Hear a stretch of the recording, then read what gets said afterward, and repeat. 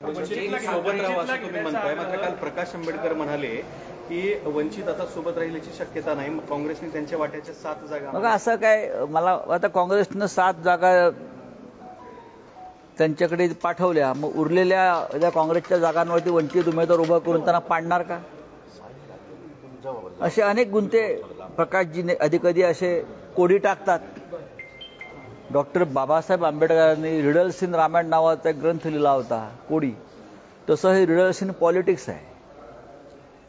पण आम्ही प्रकाश आंबेडकर साहेबांचा सन्मान, बाळासाहेबांचा कायम सन्मान केला आहे, यापुढे करत राहू. आमच्यामध्ये हुकुमशाही विरुद्ध लढण्याची एकवाक्यता आहे.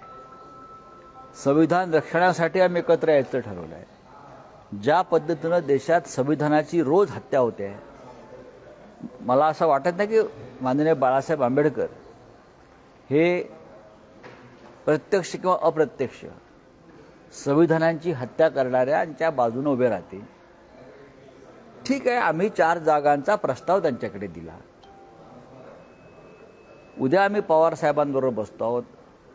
काँग्रेसचे अध्यक्ष नाना पटोले तिकडे येत आहेत. आम्ही सगळे असू, आम्ही त्याच्यावर पुन्हा एकदा चर्चा करू. कोणताही प्रस्ताव अंतिम नसतो. राजकारणात प्रस्तावावरती चर्चा होत असते.